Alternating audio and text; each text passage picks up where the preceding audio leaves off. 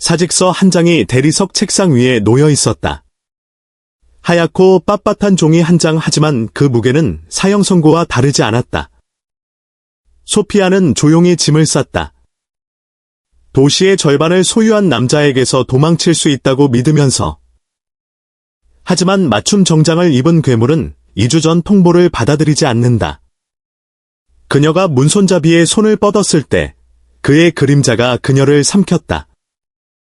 그는 자신의 가장 소중한 비밀이 살아서 걸어 나가게 둘 생각이 없었다. 종이는 생각보다 무거웠다. 크림색 고급 용지, 검은 잉크로 인쇄된 단 한 문단. 표준 사직서였다. 즉시 효력 발생. 설명도, 사과도, 앞날에 대한 인사도 없었다. 소피아는 다미아노 코르사로의 사무실 한가운데 서 있었다. 새벽 6시였다. 창밖의 도시는 축축한 회색 안개에 잠겨 있었고 안개는 마철로를 감싸고 거리의 사이렌 소리를 뭉갰다. 사무실에는 에스프레소 냄새와 그가 즐겨 쓰는 값비싼 시더우드 향수 냄새가 은은하게 배어 있었다. 소피아는 봉투를 가죽 책상 패드 정중앙에 정확히 놓았다. 가죽의 바느질 선과 정확히 평행이 되도록. 오래된 습관은 쉽게 사라지지 않았다. 4년 동안 그녀의 삶은 다미아노의 세계를 정돈하는 일이었다. 그녀는 그의 재정적 실수를 덮었고 합법적인 부동산 사업체들을 관리했으며 뒷골목 다툼에서 망가진 맞춤 정장들을 조용히 처리했다. 그녀는 그의 커피 취향을, 은행 비밀번호를, 그가 누군가의 다리를 부러뜨리라고 명령하기 직전의 목소리 톤까지 알고 있었다. 무거운 오크 문이 열렸다. 다미아노가 들어왔다. 라이벌 가문의 딸과 막 약혼식을 마친 남자처럼 보이지 않았다. 그는 지쳐 보였다. 하얀 셔츠에 옷깃은 풀려 있었고 넥타이는 목에 느슨하게 걸려 있었다. 그는 문가에서 잠시 멈추더니 어두운 눈으로 소피아를 응시했다. 이 시간에 그녀가 여기 있는 것에 놀란 기색은 없었다. 그는 늘 그랬듯 놀라지 않았다. 일찍 왔군, 다미아노가 말했다. 그의 목소리는 낮게 울렸다. 비단 위를 구르는 자갈처럼. 공개된 자리에서 쓰는 가식적인 따뜻함은 없었다. 소피아 앞에서 그는 늘 껍질을 벗은 모습이었다. 할 일이 많아서요, 소피아가 대답했다. 그녀의 목소리는 흔들리지 않았다. 그녀는 좁은 화장실 거울 앞에서 이 순간을 3시간 동안 연습했었다. 다미아노는 책상 뒤로 걸어가 앉지 않았다. 그는 나무 모서리에 손가락 마디를 짚고 살짝 몸을 기울였다. 그의 시선이 크림색 봉투로 떨어졌다. 그는 만지지 않았다. 그저 한참을 응시했다. 공조 시스템의 낮은 소음이 조용한 방 안에서 귀를 먹먹하게 만들었다. 이게 뭐지? 그가 물었다. 보이는 그대로예요, 소피아가 말했다. 다미아노가 천천히 시선을 들어 그녀와 눈을 맞췄다. 분노는 없었다. 그것이 오히려 무서웠다. 다미아노 코르사로는 통제력을 잃을 때만 화를 냈다. 지금 그는 지루한 퍼즐을 풀려는 사람처럼 보였다. 넌 서류 작업 같은 걸 하는 사람이 아니야, 소피아. 우리 사이에서는 휴가가 필요하면 가, 돈이 필요하면 말해. 이건 사직서예요. 다미아노, 그녀는 그의 이름을 불렀다. 사무실에서는 좀처럼 하지 않는 일이었다. 혀끝에서 낯설고 날카롭게 금지된 것처럼 느껴졌다. 저는 끝났어요. 그는 짧고 웃음기 없는 숨을 내쉬었다. 봉투를 다시 책상 위로 던졌다. 계약서? 4년 전에 서명한 종이 한 장이 널 나한테 묶어둔다고 생각해? 저는 당신이 6개월 뒤 이사벨라 마리노와 결혼한다고 생각해요. 가문이 합쳐진다고 생각해요. 당신에게는 더 이상 해결사가 필요 없어요. 아내와 홍보팀과 깨끗한 이력이 필요하죠. 저는 깨끗한 인력에 어울리지 않아요. 다미아노는 그녀를 지켜봤다. 그녀가 한 발 물러선 것을, 지갑을 방패처럼 옆구리에 꼭 붙인 것을 눈여겨봤다. 이사벨라와의 결혼은 거래야. 땅, 항로, 남쪽 지역의 평화. 알아요. 그게 뭔지. 제가 혼인계약서 초안을 썼으니까요. 소피아가 쏘아붙였다. 그녀가 애써 쌓아온 냉정함 사이로 씁쓸함이 새어나왔다. 스스로에게 화가 났다. 냉정을 유지하고 싶었는데? 저는 정확히 알아요. 그게 뭔지. 그리고 제가 뭔지도 알아요. 저는 당신이 그녀에게 돌아갈 수 있도록 뒤처리를 하는 여자예요. 더 이상 안 할래요. 다미아노가 책상을 돌아 그녀에게 다가왔다. 무겁고 유연한 움직임이었다. 소피아는 물러서지 않으려 했으며 자리를 지켰다. 그는 그녀 앞 한 걸음 거리에서 멈췄다. 가까이서 보니 그의 눈 아래 옅은 피로의 그림자가 보였다. 넌 정확히 있어야 할 곳에 있어. 다미아노가 조용히 말했다. 여기서. 혼란을 정리하면서.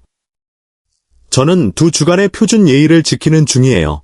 다미아노가 손을 뻗었다. 그녀의 팔이나 목을 잡지 않았다. 그저 그녀의 가방끈을 부드럽게 쥐었다. 그의 손가락이 그녀의 손등을 스쳤다. 그 감촉은 전기가 오르듯 익숙하고 완전히 파괴적이었다. 집에 가. 소피아, 그가 속삭였다.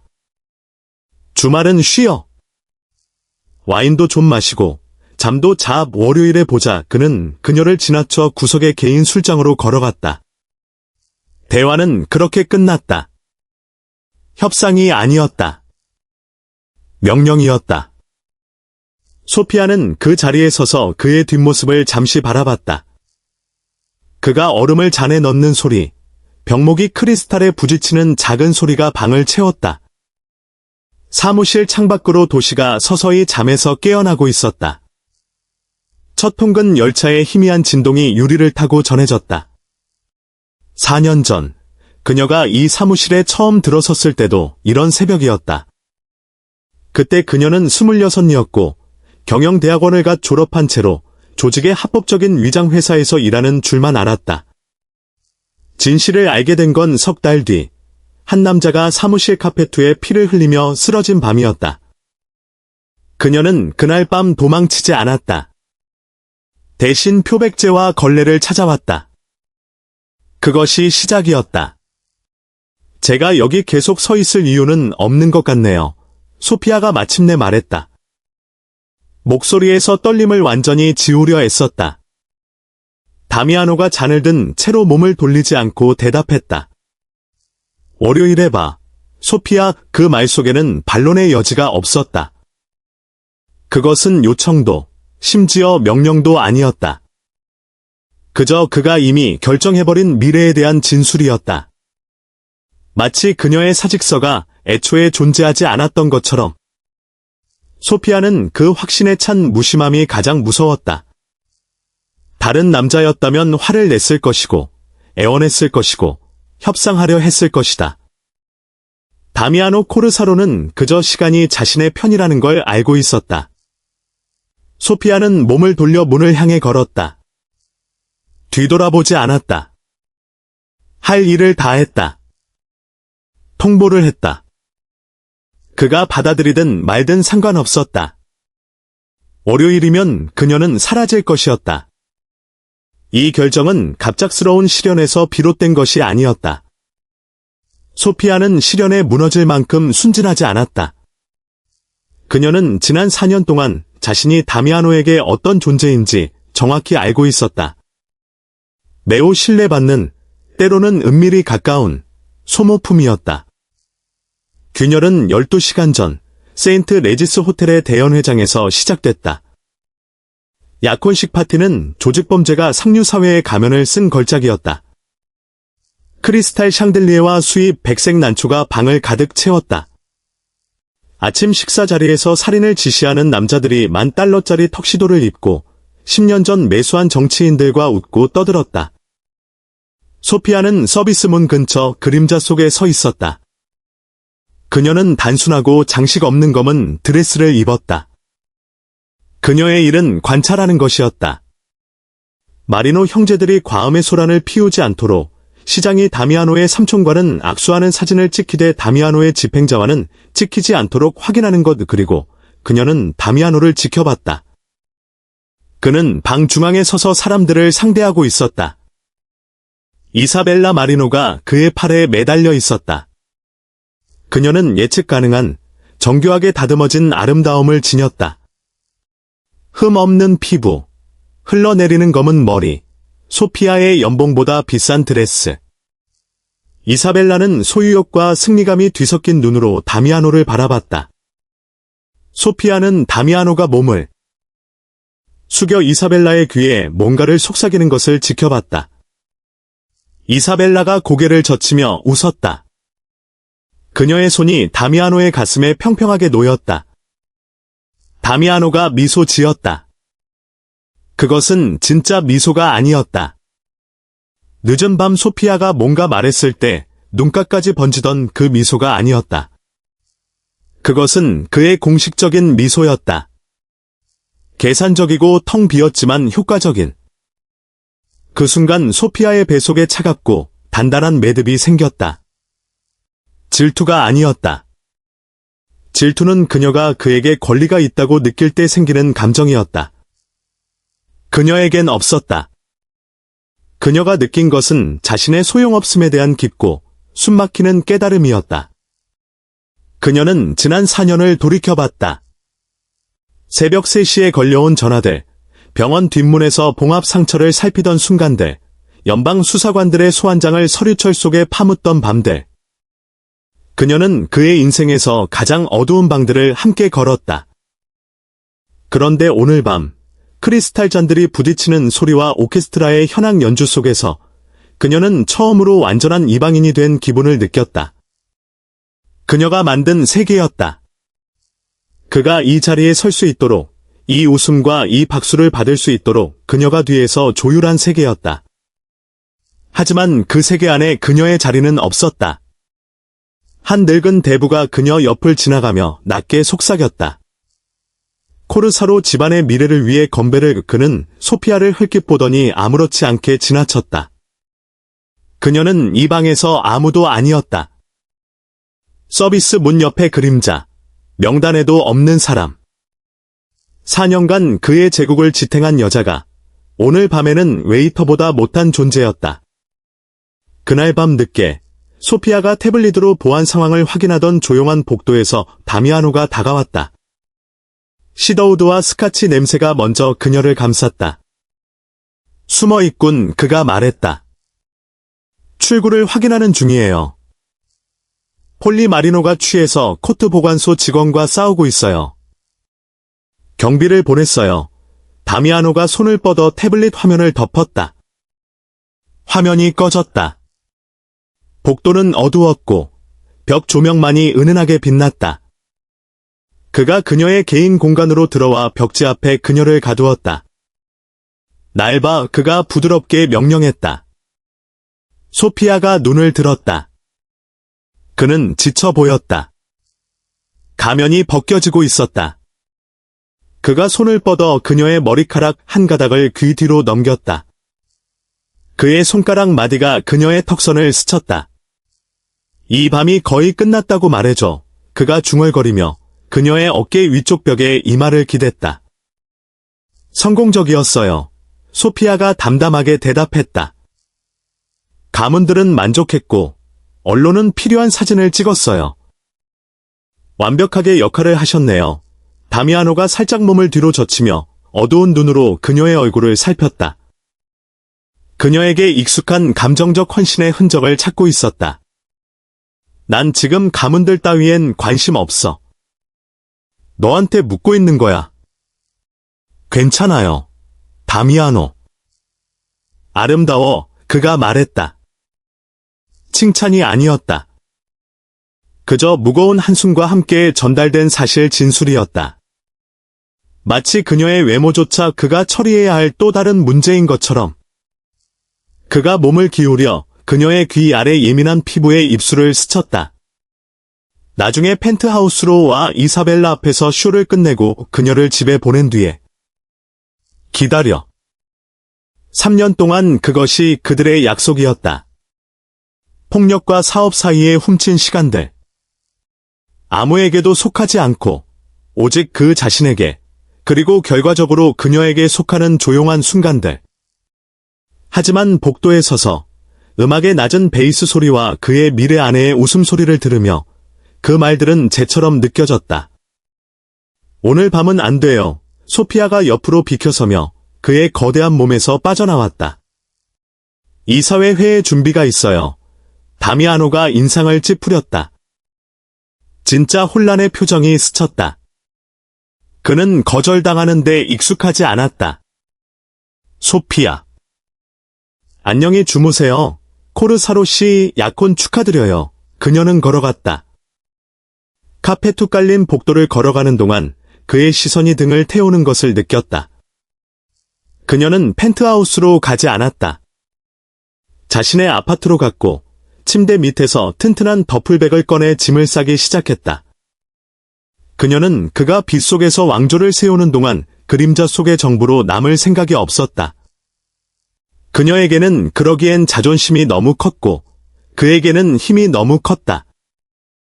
남아있다면 그가 그녀를 완전히 삼켜버려 그의 일정에 따라 살고 죽는 빈 껍데기만 남길 것이었다.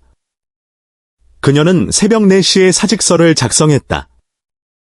손이 떨리지 않았다는 것이 스스로도 놀라웠다. 그녀는 그 종이를 프린터에서 꺼내 2번 접고 봉투에 넣어 봉하면서 4년의 시간을 함께 봉인하는 기분을 느꼈다. 이상하게도 슬프지 않았다. 그저 텅 비어 있었다. 마치 오랫동안 참았던 숨을 마침내 내쉰 것처럼. 금요일 오후, 소피아는 기계적인 효율성으로 아파트를 정리했다. 월요일에 그녀가 돌아오지 않는다는 것을 다미아노가 깨닫기까지 48시간이 있었다. 그가 상황을 파악할 때쯤이면 그녀는 완전히 흔적을 감춘 상태여야 했다. 그녀에게는 대포폰과 회사 비상용으로 몇 년간 마련해둔 위조 신분증 3개, 책장 속속을 파낸 백과사전에 숨겨둔 현금이 있었다. 6만 달러. 사라져서 유럽의 중소도시에 새 삶을 꾸리고 다시는 스프레드시트를 보지 않아도 될 만큼의 돈이었다. 그녀는 더플백 지퍼를 닫았다. 좁고 삭막한 아파트를 둘러봤다. 그녀는 몇 년 동안 이 공간을 꾸민 적이 없었다.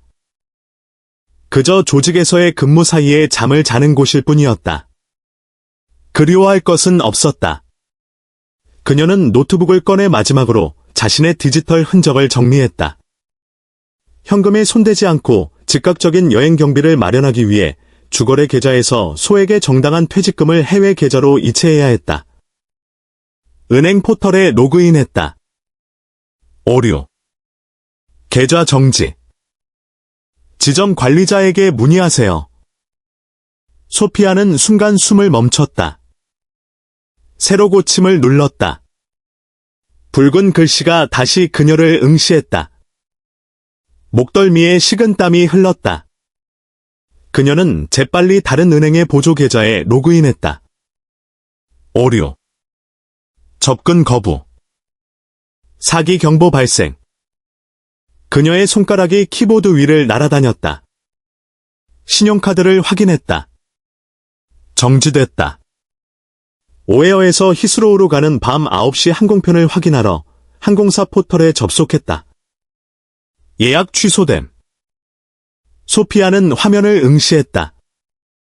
갈비뼈 아래 둔탁한 통증이 격렬하고 요동치는 공황으로 날카로워졌다.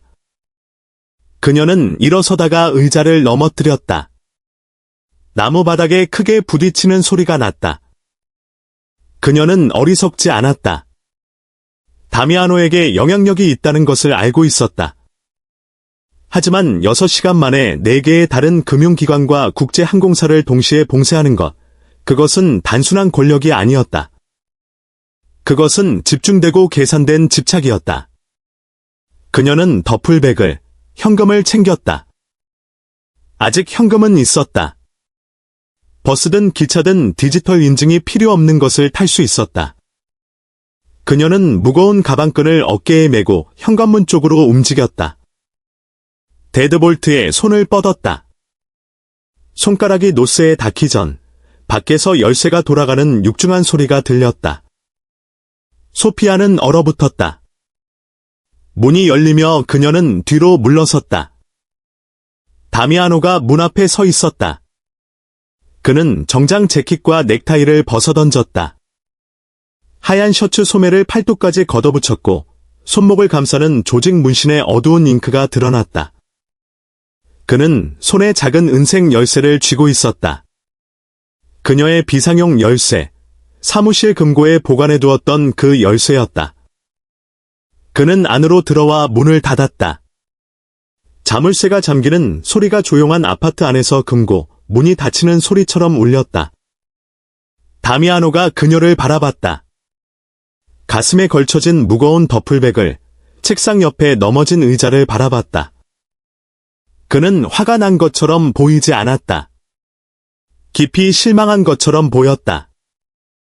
어디 가는 거지, 소피아? 그가 물었다. 목소리는 부드럽고 이성적이고 그래서 더 무서웠다. 제 계좌를 동결시켰잖아요. 그녀가 말했다. 최선을 다했지만 목소리가 살짝 떨렸다. 제 비행기를 취소했잖아요. 도망치려 했지. 그가 부드럽게 정정하며 방 안으로 더 들어왔다. 그는 그녀의 비상 열쇠를 조리대에 던졌다. 날카로운 소리가 났다.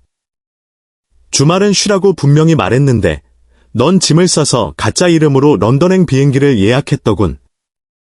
어떻게 알았어요? 난 모든 걸 알아. 다미아노가 담담하게 말했다. 속을 파낸 책 속에 $60,000가 있는 것도 알아. 코트 주머니 속 대포폰도 알아. 내가 뭔가를 숨길 때 쓰는 보안 시스템을 내가 만들었어. 소피아, 정말 내 도구를 이용해서 나한테서 숨을 수 있다고 생각했어. 소피아는 더플백을 떨어뜨렸다. 바닥에 무겁게 부딪혔다. 보내줘요. 다미아노. 합병도 잃었고 이사벨라도 있잖아요. 저는 4년을 들였어요. 모든 걸 들였어요. 우린 이제 셈이 끝났어요. 다미아노가 몇 걸음 앞에서 멈췄다. 아침의 피로는 사라지고 차갑고 포식적인 집중력으로 대체됐다. 그가 손을 뻗어 그녀의 턱을 잡았다. 단단하지만 멍이들. 정도는 아닌 힘으로. 그녀의 얼굴을 들어 올려 자신의 눈을 보게 했다. 셈이 끝났다고. 그가 조용한 독을 품고 되풀이했다. 이게 장부라고 생각해? 계산을 맞추고 나한테서 걸어 나갈 수 있다고 생각해? 저는 더 이상 여기 속하지 않아요. 소피아가 속삭였다. 목소리가 갈라지는 것이 싫었다. 그의 손길에 몸이 기대어지는 것이 싫었다. 다미아노의 엄지가 그녀의 광대뼈를 어루만졌다. 너무나 부드러운 몸짓이었다. 이 상황에 어울리지 않을 만큼. 넌 어디에 속할지 결정할 수 없어. 더 이상은 그가 더 가까이 다가와 가슴이 그녀의 가슴에 닿았다. 그녀를 천천히 벽으로 밀어붙였다. 이사벨라는 사업이야. 평화를 지키기 위한 계약서 위의 이름일 뿐이야. 알잖아. 상관없어요. 소피아가 마침내 분노를 찾으며 되받아쳤다. 그녀가 성녀든 사업거래든 상관없어요. 저는 당신이 마피아 공주와 놀림받는 동안 그림자 속에서 당신 손에 묻은 피를 닦아내지 않을 거예요. 다미아노의 눈이 어두워졌다. 침착한 가면이 갈라지며 그 아래 원초적이고 소유욕 강한 폭력이 드러났다. 그가 그녀를 벽에 밀어붙이며 몸집의 차이를 확실히 느끼게 했다. 내가 널 저 문으로 나가게 둘 것 같아. 그의 목소리가 거칠게 낮아지며 얼굴이 몇 인치 앞으로 다가왔다. 넌 시체가 어디 묻혔는지 알아, 소피아. 네가 나한테 삽을 건넸으니까. 런던행 비행기를 타고 사라질 수 있다고 생각해? 그럼 죽여요. 그녀가 도전하듯 올려다보며 말했다. 심장이 갈비뼈에 부딪히듯 뛰었다. 그게 제가 남을 유일한 방법이니까. 다미아노가 웃었다. 어둡고 숨가쁜 소리, 유머는 전혀 없었다. 그가 이 말을 그녀의 이마에 기댔다. 널 죽이지 않아, 소피아. 그리고 넌 떠나지 않아. 그가 한 손을 내려 그녀의 목에 맥박점에 올렸다. 겁에 질려 요동치는 심장 박동을 느끼며 넌 떠나지 않아, 마피아 보스가 말했다. 그의 목소리에 담긴 단호함이 판결처럼 울렸다. 넌 내 거야. 그 계약서엔 만료일이 없었어. 넌 내가 만드는 세상을 나눠 갖는 법을 배우게 될 거야. 아니면 아무도 찾지 못할 높은 세상에 가둘 거야. 그는 뒤로 물러서며 소름 끼치는 태연함으로 커프스를 정돈했다. 짐 풀어. 오늘 저녁 식사 자리가 있어. 준비된 드레스는 짙은 남색 실크였다.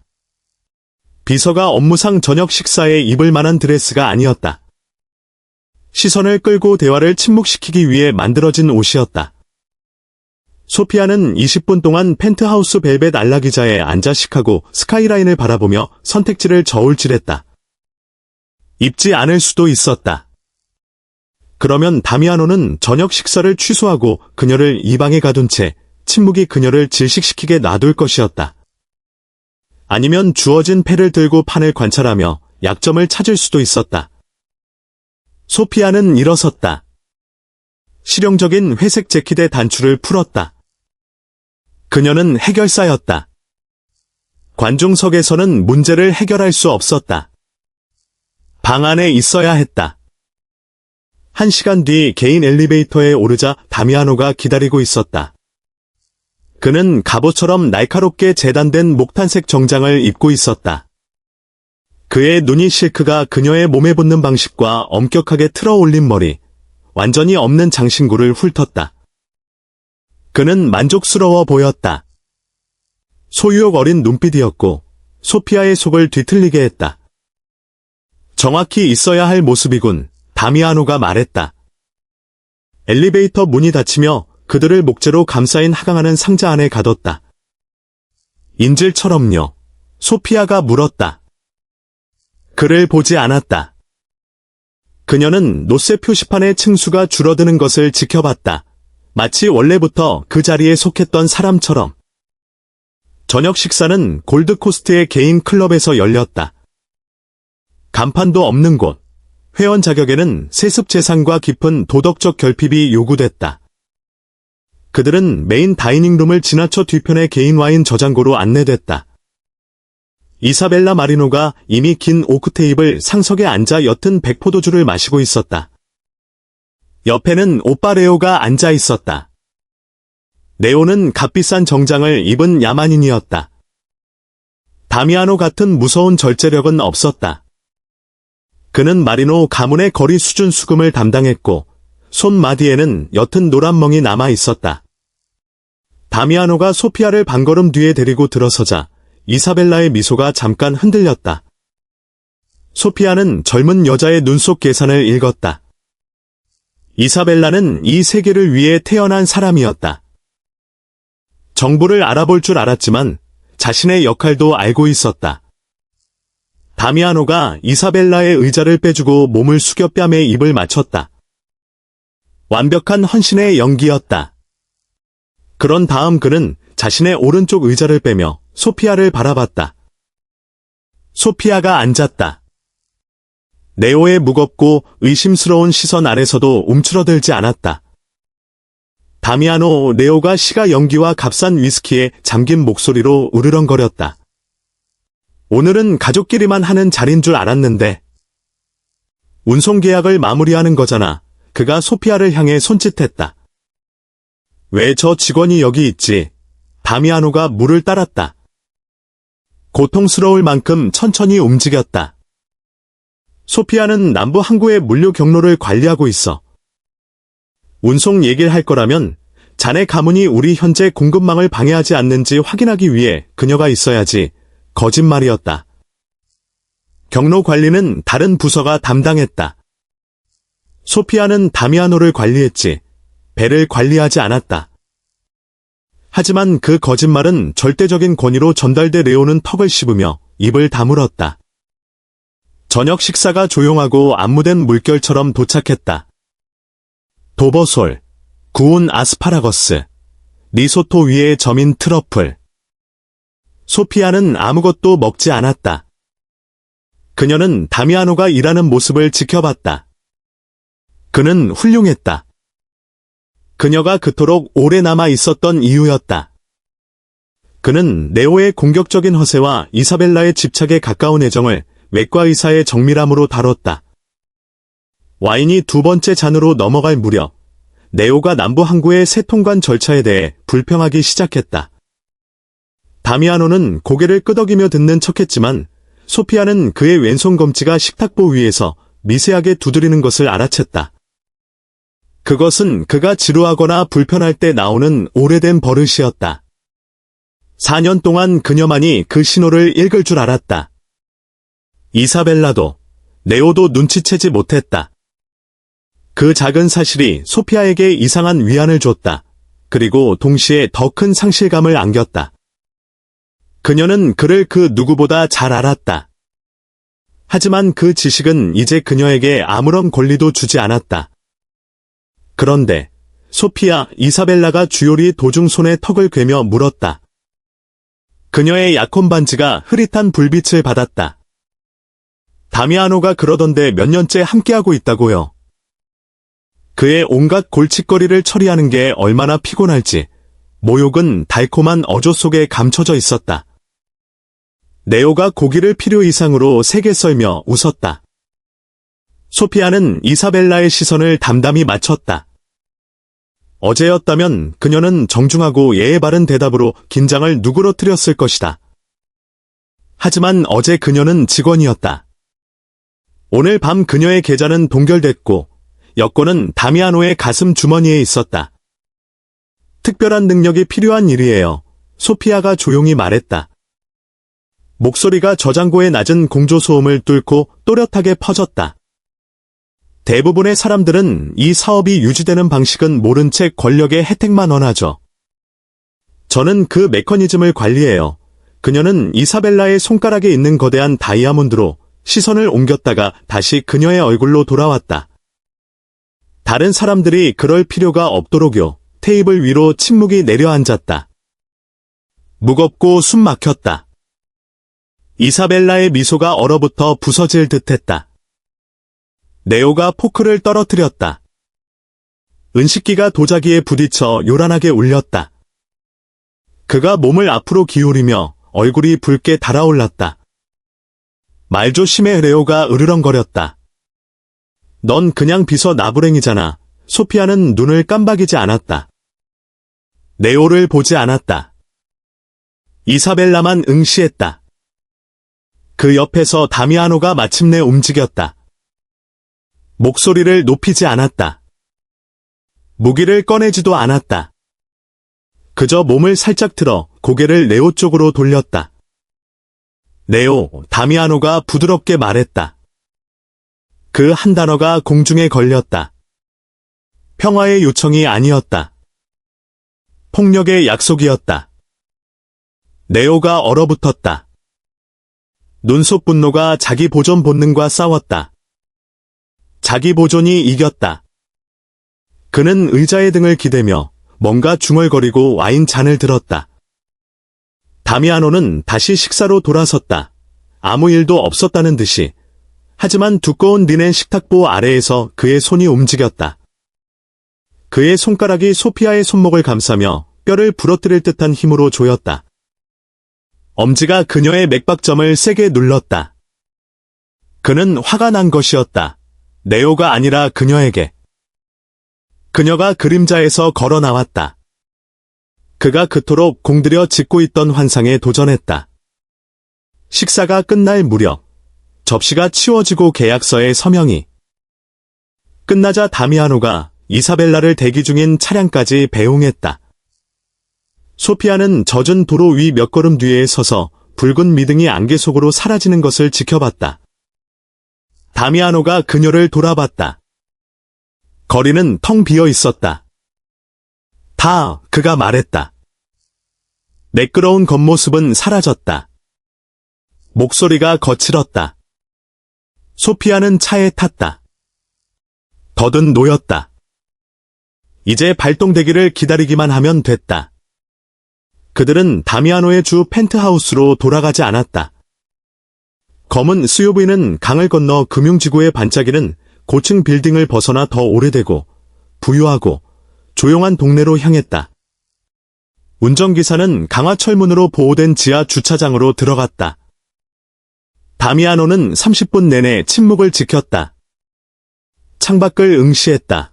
지나가는 가로등 빛에 대비되는 어두운 실루엣처럼. 엘리베이터는 넓은 현대식 아파트로 곧장 열렸다. 건축 잡지 화보처럼 위장된 요새였다. 바닥부터 천장까지 이어진 창문은 미시간 호수의 전망을 보여줬다. 밤하늘 아래 검고 격렬하게 요동치는 물결. 가구는 미니멀하고 비싸고 차가웠다. 개인적인 물건은 하나도 없었다. 사진도, 책도 없었다. 여기가 어디예요? 소피아가 물으며 클러치를 대리석 아일랜드에 던졌다. 지주회사 명의의 별도 부동산 다미아노가 정장 재킷을 벗어 의자 등받이에 던지며 말했다. 넥타이를 풀고 셔츠 단추 2개를 열었다. 다시 지친 얼굴이었다. 저녁 식사에 아드레날린이 빠지며 냉혹한 현실만 남았다. 제가 지주회사들을 관리하는데요. 소피아가 팔짱을 끼며 지적했다. 야른 실크 드레스 속에서 갑자기 얼어붙을 듯 춥게 느껴지며. 52개 전부요. 이건 장부에 없어요. 다른 장부에 있지. 그가 대답하며 숨겨진 바로 걸어가 묵직한 크리스탈 잔에 호박색 술을 2손가락만큼 따랐다. 그녀에게는 권하지 않았다. 너한테서조차 격리해둔 것들이 있어. 소피아는 씁쓸하고 날카로운 웃음을 터뜨렸다. 당연하죠. 그러니까 여긴 안 가. 블랙사이트군요. 케이블 타이랑 비닐 시트는 어디 보관해요? 다미아노가 멈췄다. 천천히 몸을 돌렸다. 잔이 허공에 멈춘 채 그가 그녀에게 던진 표정은 너무나 참담해서 소피아의 숨이 목에 걸렸다. 여긴 집이야. 소피아, 그가 조용히 말했다. 그가 그녀에게 다가와 거리를 좁혔다.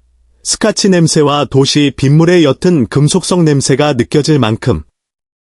삼촌 습격 사건 이후 2년 전에 샀어.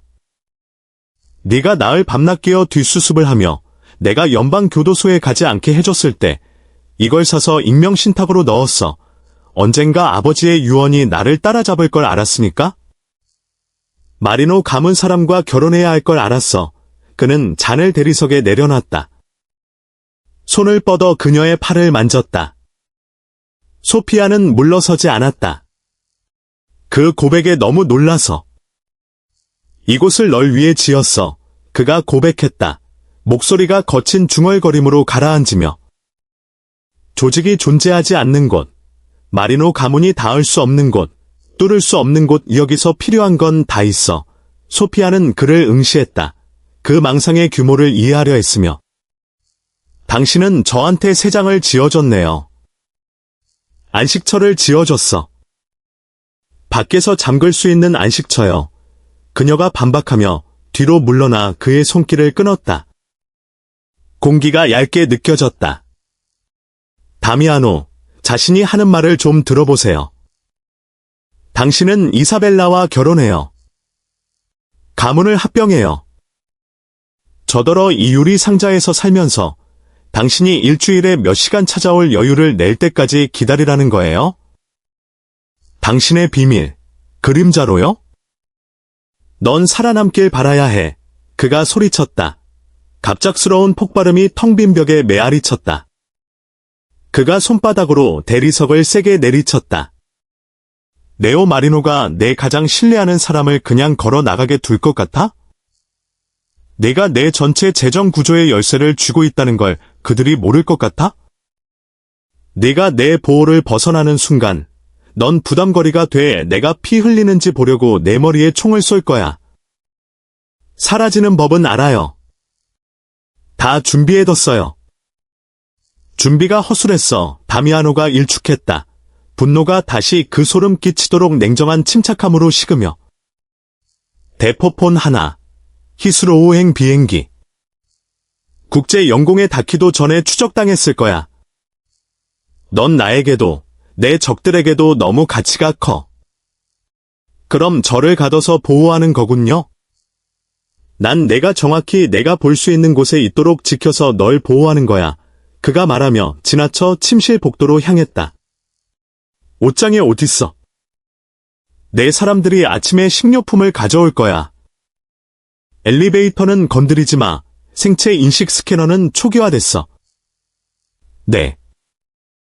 엄지지문만 문을 열어. 그는 아치형 통로에서 멈췄다. 그녀에게 등을 돌린 채 나한테 화내고 싶어. 소피야? 화내. 날 미워해. 벽에 대고 소리 질러. 하지만 살아서 여기서 그렇게 해. 그는 떠났다. 소피아는 거대한 주방 한가운데 서 있었다. 아파트의 침묵은 절대적이었다. 방음 처리가 돼 있었다. 그녀는 바닥부터 천장까지 이어진 창문으로 걸어가 차가운 유리에 이마를 댔다. 저 아래 멀리 자동차 헤드라이트가 하찮은 곤충처럼 움직였다. 그녀는 벽에 소리 지르지 않을 것이었다. 그를 미워하지도 않을 것이었다. 미움은 감정이었고 감정은 판단을 흐리게 했다. 그녀는 그의 안식처를 잿더미로 만들 것이었다. 72시간 소피아가 하늘 위 그 방에 갇혀있던 시간이었다. 아파트는 다미아노가 설명한 그대로 뚫을 수 없었다. 창문은 강화 유리로 무거운 화기 없이는 깨지지 않았다. 문은 견고한 철심으로 만들어졌고 지문뿐 아니라 맥박까지 요구하는 생체 인식 잠금 장치로 봉인돼 있었다. 유선 전화는 없었다. 와이파이 네트워크는 완전히 차단돼 엄선된 뉴스 사이트와 스트리밍 서비스 외에는 아무것도 제공하지 않는 폐쇄망뿐이었다. 매일 아침 8시 개인 엘리베이터가 작동했다.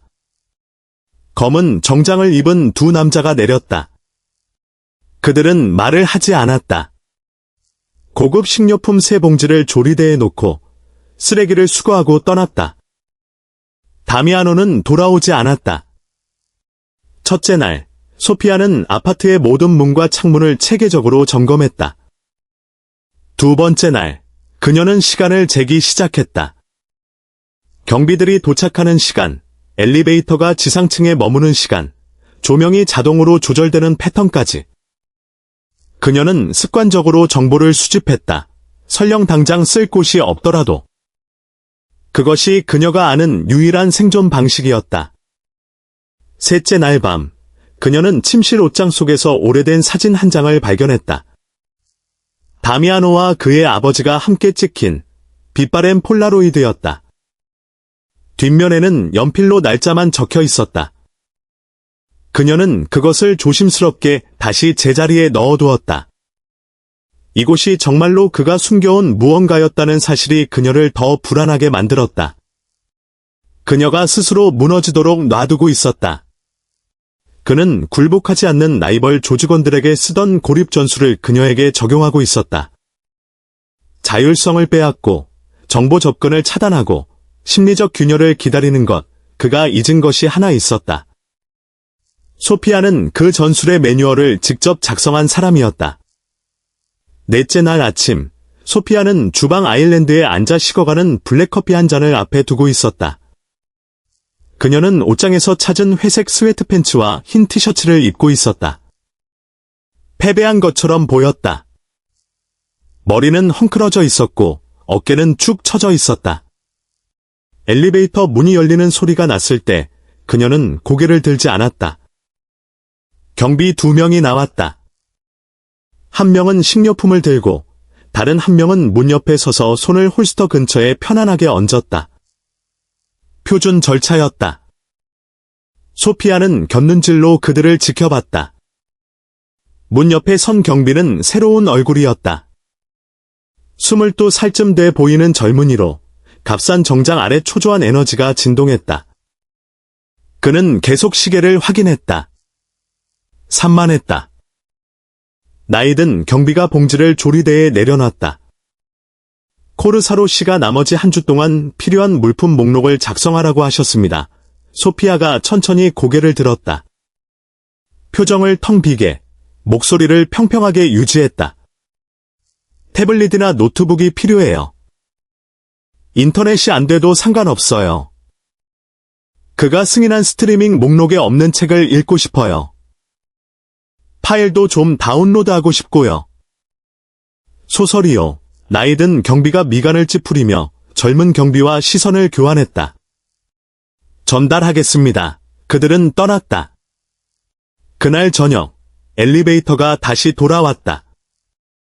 경비들이 아니었다. 다미아노였다. 그는 매끈한 은색 노트북을 들고 아파트에 들어섰다. 전보다 더 나빠 보였다. 눈 아래 그림자는 멍처럼 짙었고 턱은 팽팽하게 굳어 있었다. 마리노 가문과의 합병이 그를 갉아먹고 있었다. 조직을 운영하는 것은 힘든 일이었다. 상호 불신 위에 세워진 동맹을 관리하는 것은 악몽이었다. 그가 아일랜드로 걸어가 노트북을 내려놨다. 철저히 제한돼 있어 다미아노가 온기 없는 목소리로 말했다. 외부 이메일 서버도 메신저도 없어. 내 IT 부서를 거치는 보안 불편으로만 연결돼. 그들이 모든 키 입력을 감시할 거야. 고마워요, 소피아가. 부드럽게 말했다. 노트북 쪽으로 다가가지 않았다. 거리를 유지했다. 부서진 새처럼 연기하라. 다미아노가 그녀를 지켜봤다. 그는 그녀가 이렇게 날카로운 면모가 벗겨진 모습을 보는 것이 싫었다. 하지만 통제에 대한 그의 욕구가 죄책감을 압도했다. 새 카지노 프로젝트 설계도를 몇 개 가져왔어. 그가 아일랜드 근처에서 머뭇거리며 말했다. 볼 게 좀 있으면 좋을 것 같아서. 넌 늘 도면에서 결함 찾는 걸 좋아했잖아. 가시철망에 쌓인 올리브 가지였다. 그는 그녀에게 이를 제안하고 있었다. 그녀를 가둔 채로도 그녀의 두뇌와 능력을 원했다. 그냥 두고 가세요. 그녀가 중얼거렸다. 다미아노가 망설이며 아일랜드 근처를 서성였다. 잠깐 그가 손을 뻗을지도 모른다는 두려운 순간이 있었다. 하지만 그는 물러섰다. 절제력이 굳건히 지켜지며. 그는 몸을 돌려 엘리베이터로 걸어갔고 육중한 철문이 그의 뒤에서 닫혔다. 잠금 장치가 걸리는 순간 소피아의 태도가 바뀌었다. 처져 있던 어깨가 사라졌다. 눈이 날카로워졌다. 그녀는 노트북으로 걸어가 열었다. 바로 작업에 들어가지 않았다. 다음 5시간 동안 그녀는 훑어봤다. 고전 문학 PDF를 다운로드했다. 로마 건축에 관한 위키백과 글을 클릭했다. 그녀의 트래픽을 감시하는 IT 담당자들을 위해 지루하고 목적 없는 행동 패턴을 만들었다. 새벽 2시, 그녀는 다미아노가 준 건축 파일을 열었다. 다미아노는 오만했지만 어리석지는 않았다. 민감한 현재 작전에 대한 접근권을 그녀에게 줄 리 없었다. 카지노 프로젝트는 이미 대중에 공개된 합법적인 사업이었다. 도면은 거대한 고해상도 캐드 파일로 각각 수백 메가바이트에 달했다. 디지털 화물을 숨기기에 완벽했다. 소피아는 코르사로 조직의 IT 인프라를 속속들이 알고 있었다. 3년 전 그녀가 직접 수석 보안 설계자를 채용했다. 그의 프로토콜을, 그리고 더 중요하게는 그의 맹점을 알고 있었다. 그는 나가는 트래픽에서 키워드나 알려진 암호화 신호를 찾는 자동 패킷 스니핑에 크게 의존했다. 내부 서버로 다시 전송되는 대용량 정적 파일에는 좀처럼 수동 점검을 하지 않았다. 그녀는 기본 텍스트 편집기를 열었다. 이메일을 쓰지 않았다. 방화벽을 해킹하려 하지 않았다. 스크립트를 작성했다. 간단하고 정교한 코드였다. 데이터를 훔치지 않았다.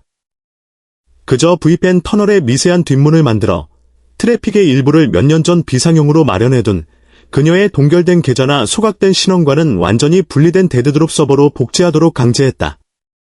그녀는 그 스크립트를 가장 큰 건축도면 파일의 메타데이터에 심었다.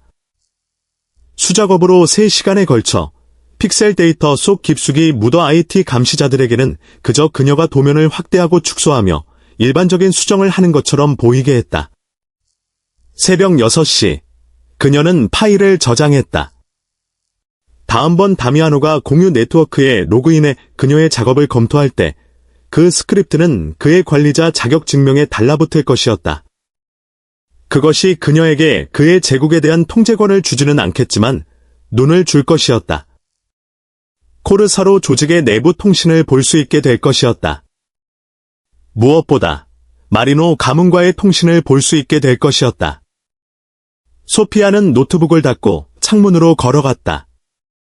해가 떠오르기 시작하며 호수의 어두운 물을 주황과 붉은 줄무늬로 물들였다. 다미아노는 그녀가 자신의 포로라고 생각했다. 그녀의 손을 잘랐다고 생각했다. 그는 소피아가 남자를 무너뜨리는데 손이 필요 없다는 것을 잊었다. 그녀에게는 정보만 있으면 됐다. 그리고 괴물들 사이의 전쟁에서 정보는 신을 무너뜨릴 만큼 날카로운 유일한 칼날이었다. 핑 소리는 화요일 오후에 왔다. 소피아는 거대한 창가 바닥에 앉아 빗줄기가 유리를 때리는 것을 보고 있었다. 도시는 회색과 멍든 보라색이 얼룩진 풍경이었다. 노트북은 커피 테이블 위에 열려 있었다. 그녀의 맞춤 텍스트 편집기 구석에서 작은 초록 아이콘이 깜빡였다. 다미아노가 로그인했다. 캐드 파일을 열었다. 소피아가 소파로 이동해 노트북을 무릎에 올렸다. 그녀의 스크립트가 완벽하게 실행됐다. 코드 한 줄이 패킷 스니퍼를 우회하며 코르사로 내부 서버로 향하는 미세한 편도 거울을 만들었다. 관리자 통제권을 주지는 않았지만 다미아노의 활성 디렉토리에 대한 읽기 전용 피드를 그녀에게 줬다. 화면에 텍스트가 스크롤되기 시작했다. 그녀는 다음 48시간 동안 자신이 가장 잘하는 일을 했다. 데이터를 채굴했다. 합법적인 사업 전선은 무시하고 거리 보스들의 일상적인 운영 잡담을 걸러냈다. 마리노 가문과 관련된 통신에만 집중했다. 물류 계획으로 위장된 허세와 은근한 위협이 뒤엉킨 그물이었다. 결혼식 날짜는 10월로 정해졌다. 운송 경로가 통합되고 있었다. 서류상으로는 완벽한 합병이었다. 하지만 소피아는 서류를 보지 않았다. 빈틈을 봤다. 그녀는 선정 명세서를 다미아노의 부하들이 네오 마리노에게 전달하는 항구 일정과 교차 대조했다. 네오는 그들의 덜 고상한 화물을 은폐하는 수입 명품을 담당했다. 목요일 아침, 소피아는 불일치를 발견했다. 미묘한 톤수 차이였다. 팔레르모에서 지난 한 달간 출항한 배, 세 척이 출발 시 특정 무게로 등록됐다. 시카고에 정박했을 때 내부 장부에 기록된 무게는 5% 가벼웠다. 세관 서류는 더 무거운 쪽 무게와 일치했다. 즉 네오가 주요 검사대에 도달하기 전에 화물을 빼돌려 다미아노의 장부에서 완전히 숨기고 있다는 뜻이었다. 그녀는 네오의 개인 통신 속으로 더 깊이 파고들어 케이맨 제도의 페이퍼 컴퍼니를 통해 라우팅되는 일련의 암호화된 결제를 추적했다. 그녀는 그 계좌 번호를 알아봤다. 동유럽에서 운영되는 사설 용병 집단의 것이었다.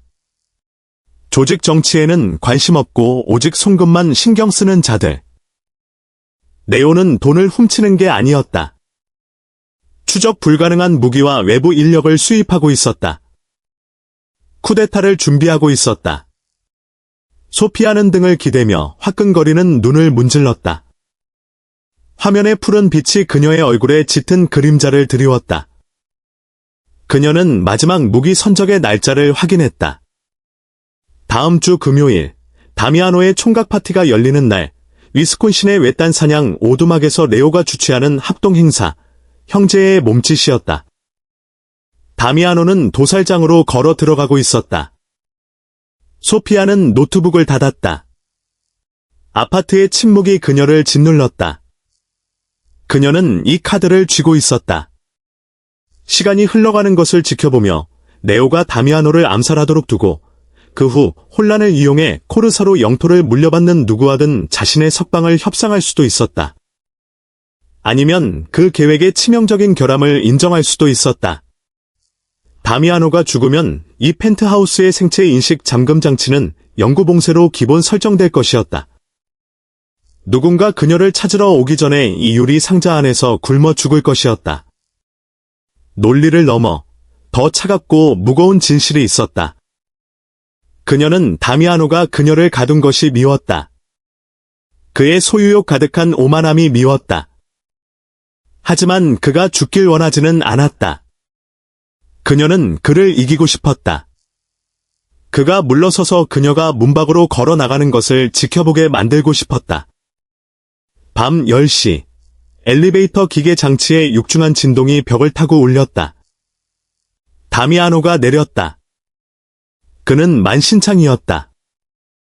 넥타이는 사라졌고 정장 재킷은 한쪽 어깨에 걸쳐져 있었다. 턱선을 따라 신선한 상처가 있었다. 가장자리가 붉고 성난 채로. 그는 곧장 술장으로 걸어가 스카치를 잔뜩 따르고 절반을 한 번에 마셨다. 바로 그녀를 알아채지 않았다. 조리대에 무겁게 기대며 바닥을 응시했다. 제국의 무게가 그를 짓누르고 있었다. 그는 태풍 속에서 카드로 만든 집을 지탱하려는 남자였다. 소피아가 일어섰다. 노트북을 들고 주방 아일랜드로 가져가 화면이 그를 향하도록 돌렸다. 피 흘리고 있어요. 그녀가 조용히 말했다. 다미아노가 마침내 고개를 들었다. 눈이 충혈돼 있었다. 지역 유통업자와의 갈등이었어. 처리됐어. 그가 노트북을 봤다. 카지노 계획을 드디어 검토하는 거야? 아니요. 소피아가 말했다. 네오 마리노가 당신을 암살하려는 계획을 검토하고 있어요. 다미아노가 완전히 굳었다. 피로가 순식간에 증발하며 그 자리를 치명적이고 응축된 포식자의 긴장이 대신했다. 그가 잔을 내려놨다. 아일랜드로 달려들지 않았다. 천천히 계산된 걸음으로 대리석 조리대를 사이에 두고 그녀 맞은편에 섰다. 화면을 봤다. 소피아는 자신이 만든 요약 대시보드를 띄워놨다. 사라진 톤수, 페이퍼 컴퍼니의 계좌번호, 용병 집단과의 계약이 표시돼 있었다. 그는 화면을 오래도록 침묵 속에서 읽었다. 이걸 어떻게 얻었지? 그의 목소리는 평평하고 무서운 단조로움이었다. 저한테 노트북을 줬잖아요. 소피아가 말하며 대리석 모서리에 손을 짚고 물러서지 않았다. 당신 네트워크에 접근권을 줬어요. 나가는 서버를 제안했으니 제가 안에서 밖을 볼 창문을 만들 수 없을 거라 생각했겠죠. 과소평가했어요? 늘 그러시네요. 다미아노의 턱이 조여졌다. 그가 화면에서 그녀의 얼굴로 시선을 옮겼다. 캐드 파일에 스크립트를 숨겼군. 메타데이터의 뒷문을 숨겼어요. 당신이 주 단말기에서 파일을 열었을 때 제 접근을 승인해 준 거예요. 사흘째 당신의 내부 통신을 읽고 있었어요. 다미아노의 뺨에 근육이 떨렸다. 분노가 어둡고 마지못한 존경과 뒤엉켰다.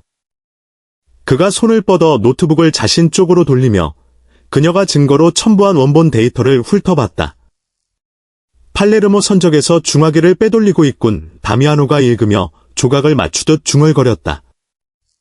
항만청이 최종 무게를 기록하기 전에 숨겨두고 그리고 외부 총잡이들을 고용했어요. 소피아가 덧붙였다. 송금 기록이 다음 주 위스콘신 총각 파티와 일치해요. 외진 곳이죠. 가족 행사라 경비도 느슨할 거고. 그들이 당신을 죽일 거예요. 다미아노. 그러고 나서 네오가 라이벌 가문이 당신을 공격했다고 주장하며 코르사로 영토를 접수하겠죠. 다미아노가 잠깐 눈을 감았다. 다시 떴을 때 차가운 계산이 돌아와 있었다. 마피아 보스가 돌아왔다. 그가 대리석을 두드렸다. 이 송금 기록에 완전한 암호 해독키가 있나? 네오와 용병들 사이의 실제 통신도 있어요. 넘겨. 위원회에 제시할 확실한 증거가 필요해. 네오의 계급을 박탈하고 총알을 박아 넣기 전에. 증거 없이 그를 건드리면 이사벨라의 아버지가 전쟁을 선포할 거야. 소피아가 노트북을 닫았다. 날카로운 소리가 조용한 방에 울렸다. 안 돼요. 다미아노가 그녀를 응시했다. 침묵이 그들 사이에 늘어졌다. 말하지 않은 위협의 무게로 무거웠다. 소피아, 그가 위험한 톤으로 목소리를 낮추며 말했다. 이걸로 장난치지 마. 이건 내 목숨이야. 조직이야. 제 인생이기도 해요. 그녀가 되받아쳤다. 목소리가 커지며 애써 쌓은 얼음이 마침내 갈라졌다. 당신은 저를 금고에 가뒀어요. 제 돈을 빼앗았어요. 제 신분을 동결시켰어요. 당신이 저를 방문할 시간을 낼 때까지 여기서 썩어야 한다고 말했어요. 이제 더 이상 공짜로 제 도움을 받을 순 없어요. 계약은 깨졌어요. 다미아노가 조리대 모서리를 움켜쥐었다. 손가락 마디가 하얗게 변하며 다미아노는 오랫동안 아무 말도 하지 않았다. 그는 창가로 걸어가 미시간 호수를 바라봤다. 등을 그녀에게 돌린 채 빗줄기가 유리를 타고 흘러내리며 그의 실루엣을 왜곡시켰다. 소피아는 그의 어깨가 미세하게 오르내리는 것을 지켜봤다. 그가 이렇게 오래 침묵하는 것은 드문 일이었다. 보통 그는 즉각 대응했다. 위협이든 회유든. 지금 이 침묵은 그가 처음으로 완전히 통제력을 잃었다는 증거였다. 뭘 원해? 제 여권 소피아가 말했다. 그녀의 요구는 준비되고 날카로웠다. 7만 5천 달러 현금, 지하 주차장에 대기 중인 차, 시동키 꽂힌 채로. 그리고 제 주 계좌 동결을 풀어주세요. 만약 안 된다고 하면? 노트북만 가져가면? 핵심 파일은 암호화했어요. 비밀번호는 32자예요. 3번 잘못 입력하면 하드드라이브가 자동 삭제돼요. IT 인력을 데려와서 뚫으려면 몇 주가 걸릴 거예요. 위스콘신까지 6일 남았어요. 다미아노가 아일랜드를 돌아 그녀에게 다가왔다. 소피아는 자리를 지켰다. 그가 개인 공간을 침범해와도 침착하게 숨을 쉬려 했으며 그가 그녀 위로 그림자처럼 드리웠다. 스카치와 구리 냄새를 풍기며 그가 날 죽이도록 놔두겠다는 거군. 다미아노가 말했다. 질문이 아니라 깨달음이었다. 당신 오만함의 결과를 감당하도록 놔두겠다는 거예요. 소피아가 정정하며 그의 어둡고 경로한 눈을 올려다봤다. 당신은 제가 여기 속한다고 혼란을 정리하는 게 제 자리라고 했어요. 좋아요. 혼란이 지금 당신 문 앞에 와 있어요. 다미아노. 그리고 관리자는 퇴직금을 요구하고 있고요. 그가 손을 뻗었다. 큰 손이 그녀의 목덜미를 감싸며 엄지가 턱에 닿았다. 그의 소나기는 단단했고 그녀를 제자리에 붙잡았다. 그 감촉은 고통스러울 만큼 익숙했다. 넌 내가 만난 가장 무자비한 존재야. 그가 속삭였다. 얼굴이 그녀에게서 몇 인치 떨어진 채 최고에게 배웠으니까요. 다미아노가 그녀의 입술을 응시하다가 다시 눈으로 시선을 옮겼다. 그는 허세를, 결의의 균열을 찾고 있었다. 아무것도 찾지 못했다. 그녀는 완전히 텅 비어 그 자신의 손에 강철처럼 단단해져 있었다. 그가 천천히 손을 놓았다. 뒤로 물러서며 셔츠, 커프스를 정돈하고 자세를 바로잡았다. 가면이 완벽하게 다시 자리를 잡았다. 여권은 사무실 벽 금고에 있어. 내일 현금과 함께 가져오지. 차는요?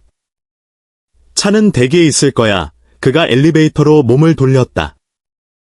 안으로 들어서면서도 뒤돌아보지 않았다. 내일 밤까지 암호 해독 키를 준비해둬, 소피야. 안 그러면 나갈 때 문만 잠그는 게 아니라 아예 용접해버릴 거야. 24시간은 총구를 들이대고 앉아있기엔 긴 시간이지. 디지털 총이라도 소피아는 월요일 내내 펜트하우스 안을 서성이며 보냈다. 바닥부터 천장까지 이어진 창문은 완전히 죽은 것 같은 도시의 $100만 전망을 보여줬다. 그녀는 미시간 호수에서 몰려오는 폭풍과 강화 유리를 두드리는 회색 빗줄기를 지켜봤다. 아무것도 먹지 않았다.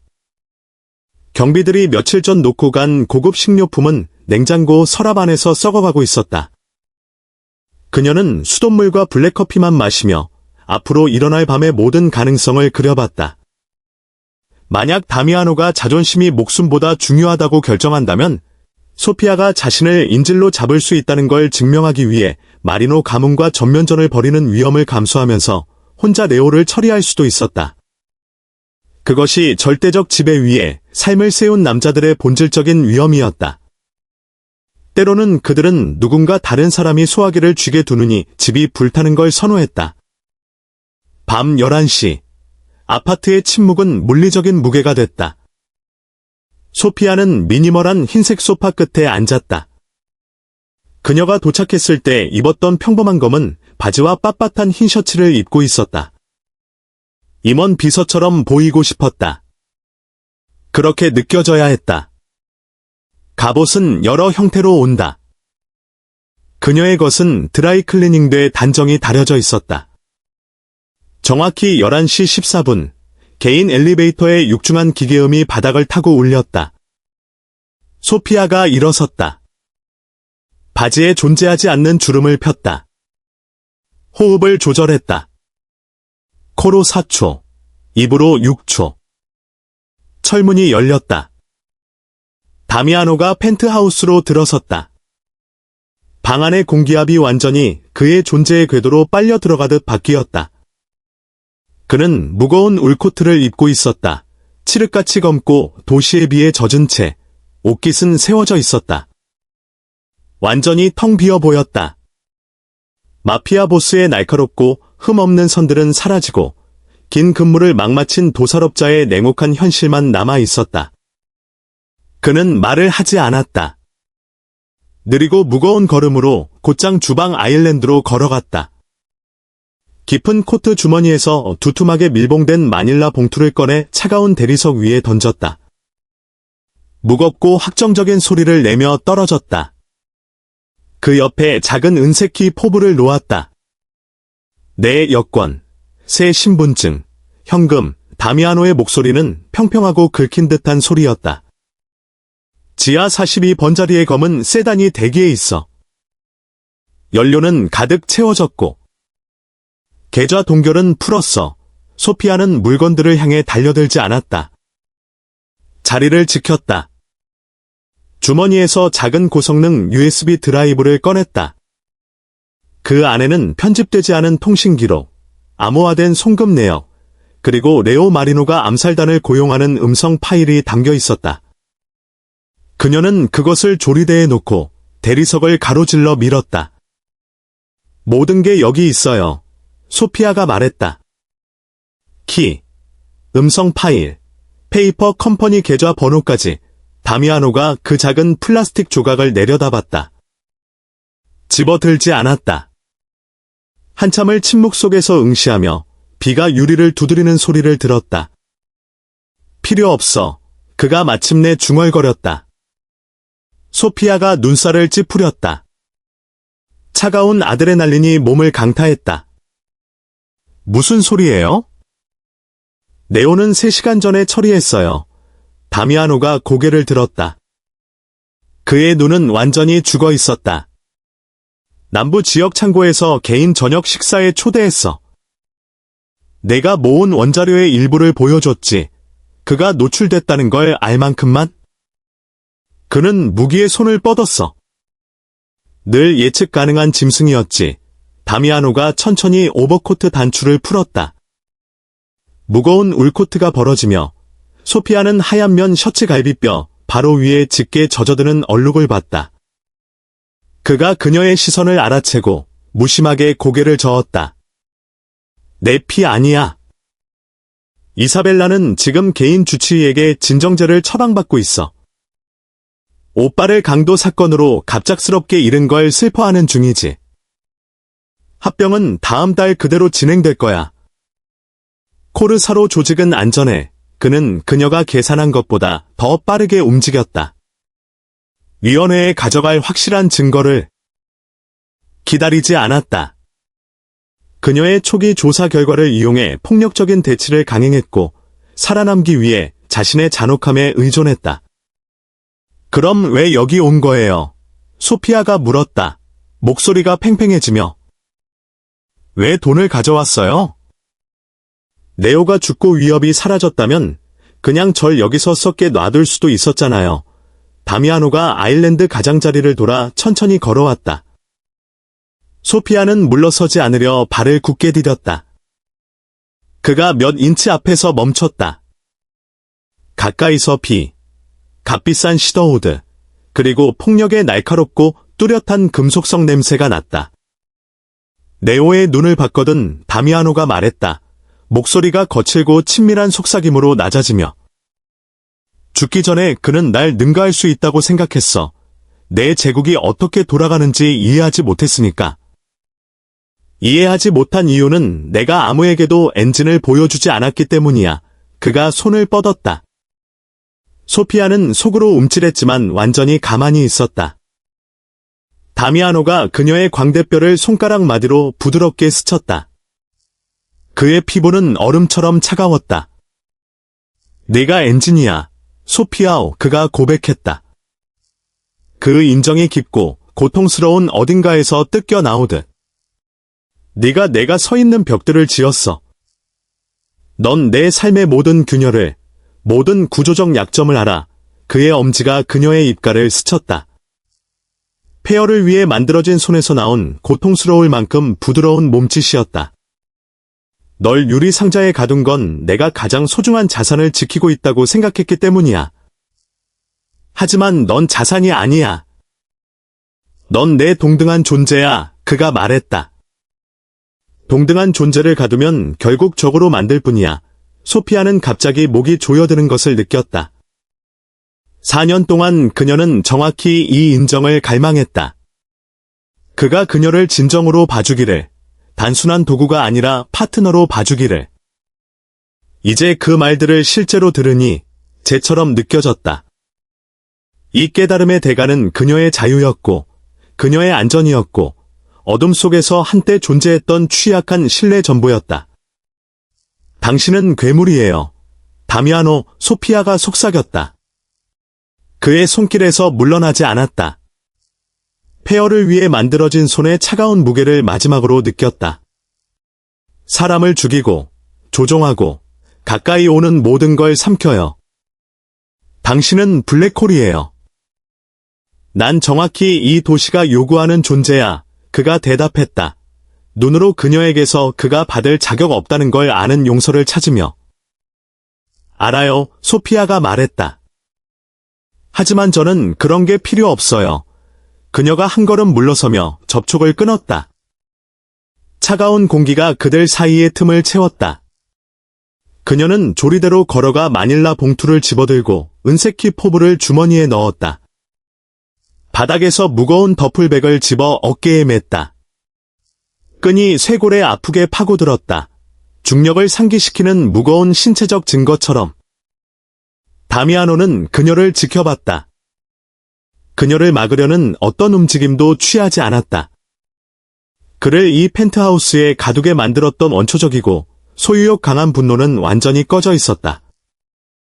그 자리에 깊고 텅 빈 수용만이 남았다. 그는 황량하고 텅 빈 성에 서 있는 왕이었다. 소피아는 엘리베이터로 걸어갔다. 호출 버튼을 눌렀다. 기계가 작동하기 시작했다. 그녀는 마지막으로 그를 돌아봤다. 그는 어둡고 빗물로 얼룩진 창문을 배경으로 실루엣이 됐다. 자신이 만든 그림자 속에 삼켜진 고독한 형체. 안녕히 계세요. 다미아노. 소피아가 말했다. 목소리는 흔들리지 않았다. 다미아노는 작별 인사를 하지 않았다. 그저 고개를 끄덕였다. 느리고 무거운 끄덕임이었다. 내 말이 맞았어. 그가 철문이 닫히기 시작할 때 말했다. 넌 깨끗한 인력에 어울리지 않아. 결코 어울린 적 없었어. 문이 날카롭고 확정적인 소리와 함께 닫혔다. 그의 얼굴이 사라졌다. 엘리베이터가 긴 하강을 시작했다. 케이블의 낮은 웅웅거림이 끝없이 이어지는 한숨처럼 느껴졌다. 소피아는 하강하는 금속 상자 한가운데 서 있었다. 손이 떨리기 시작했다. 아드레날린이 마침내 몸에서 빠져나가는 격렬하고 지연된 반응이었다. 그녀는 마닐라 봉투를 가슴에 꼭 껴안았다. 두툼하고 단단한 지폐 다발과 낯선 이름이 적힌 빳빳한 여권 표지를 느끼며 지하 주차장으로 걸어 나왔다. 공기는 지독하게 차갑고 휘발유와 축축한 콘크리트 냄새가 강하게 났다. 그녀는 42번 자리에서 검은 세단을 찾았다. 문을 열고 가방을 조수석에 던진 뒤 운전석에 앉았다. 엔진이 부드러운 힘의 소리를 내며 살아났다. 소피아는 나선형 램프를 따라 지상으로 올라가면서 백미러를 보지 않았다. 그녀는 시카고의 황량하고 빗물로 미끄러운 거리로 나섰다. 늦은 밤 식당들과 모퉁이 술집들의 네온 불빛이 젖은 아스팔트 위로 다채롭게 번졌다. 그녀는 고속도로를 향해 곧장 차를 몰았다. 반짝이는 스카이라인을 뒤로하고. 그녀는 멍들었다. 완전히 지쳐 있었다. 4년간 괴물을 어둠 속에서 관리하며 그녀의 영혼은 영구적으로 상처받았다. 하지만 도시의 불빛이 고속도로의 검은 공허 속으로 사라지면서 소피아는 여과되지 않은 공기를 깊고 떨리는 숨으로 들이마셨다. 그녀는 손가락 마디가 하얗게 변할 때까지 핸들을 움켜쥐었다. 그녀는 살아있었다. 그리고 4년 만에 처음으로 완전히 무섭도록 자유로웠다. 세장은 부서졌고 소피아는 마침내 자유로워졌습니다. 하지만 우리 모두 알고 있죠. 다미아노 코르사로 같은 남자는 절대 잊지 않는다는 걸? 여러분은 그가 정말로 그녀를 놓아줄 거라고 생각하시나요? 아니면 이건 더 어두운 폭풍전의 고요일 뿐일까요? 댓글로 여러분의 예상을 남겨주세요. 이 긴장감 넘치는 심리전이 여러분을 끝까지 몰입하게 했다면 좋아요 버튼 눌러주시고 다크 로맨스 좋아하는 친구에게 공유해주시고 다음 다크 로맨스 이야기를 놓치지 않으시려면 구독 부탁드립니다. 시청해주셔서 감사합니다. 그림자 속에서도 안전하시길 바랍니다.